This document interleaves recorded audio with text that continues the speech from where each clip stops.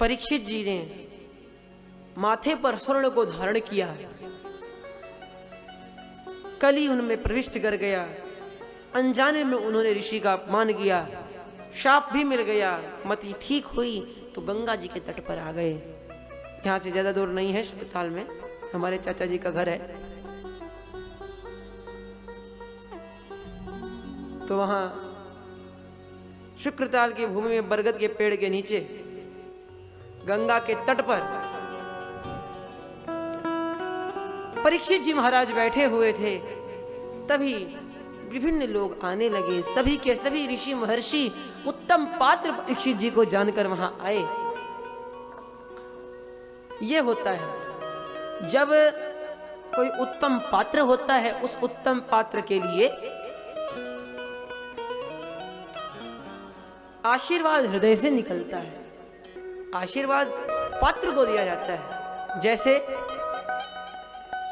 जो व्यक्ति मेहनत कर कर भोजन बनाता है वो उसे खराब पात्र में नहीं रखता है।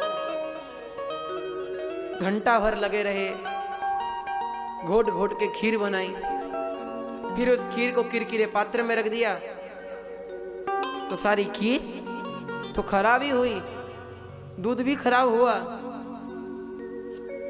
और तो और मेहनत भी खराब हुई, परिश्रम भी खराब हुआ। जब कोई दूध खराब करता है हमारा हृदय बड़ा द्रवित होता है। क्यों?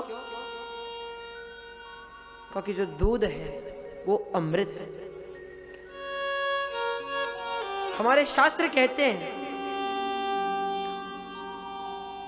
कि स्वर्ग में जो अमृत है वो देवताओं के लिए है, लेकिन जो धरा का अमृत है, दुग्धामृत गौ माता का, वो दुग्धामृत तो समस्त ब्रह्मांड को मिलता है।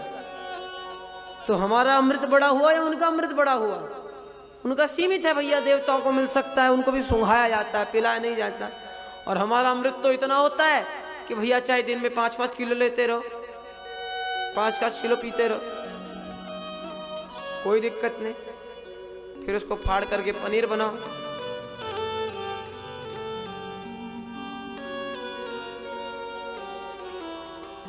तो हमें दुग्ध एवं गौ माता की रक्षा करनी है। खैर, परीक्षित जी उत्तम पात्र हैं, तो उन उत्तम पात्र के लिए उत्तम गुरु भी आ गए। जब उत्तम शिष्य होता है तो उसको उत्तम गुरु अपने आप मिल जाते हैं। सारे ऋषि वहां उपस्थित थे। मरीचि हैं, अत्रि हैं, भृगु जी महाराज हैं, व्यास जी महाराज हैं, नारद जी हैं, सबके सब ऋषि हैं। तथापि तत्रा भवत भगवान व्यासपुत्र सुखदेव जी महाराज वहां आए। और कैसे आए? कोई जबरदस्ती पकड़कर नहीं लाया। यदृच्छया गामट मानो नपेक्ष, स्वेच्छया अपनी इच्छा से वहां आए। जब सुखदेव जी आए तो जितने सब लोग वहां बैठे थे, उपस्थित थे, सबके सब खड़े हो गए। परीक्षित जी महाराज ने देखा वो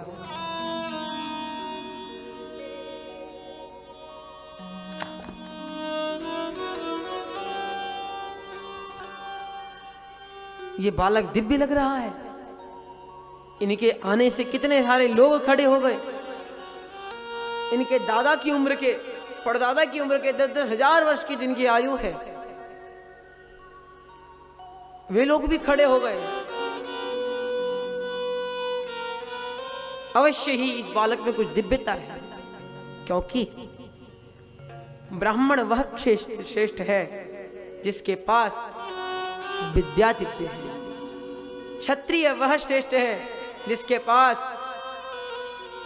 बाहुबल दिव्य है, वैश्य वह श्रेष्ठ है जिसके पास लक्ष्मी मैया दिव्य है, धन अच्छा है, और संत सन्यासी वह श्रेष्ठ है जिसकी साधना दिव्य है। संत का तो जीवन ही साधना होती है।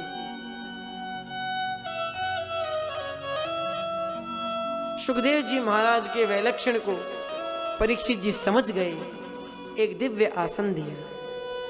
उस पर परीक्षित जी महाराज ने सुखदेव जी को बिठाया एवं सुखदेव जी को बिठाने के पश्चात उनके चरणों में प्रणाम किया और पूछा, येषां संस्मरणात् पुंसां सद्यः शुध्यन्ति वै गृहा किं पुनर्दर्शन स्पर्श पादशौचासनादिभिः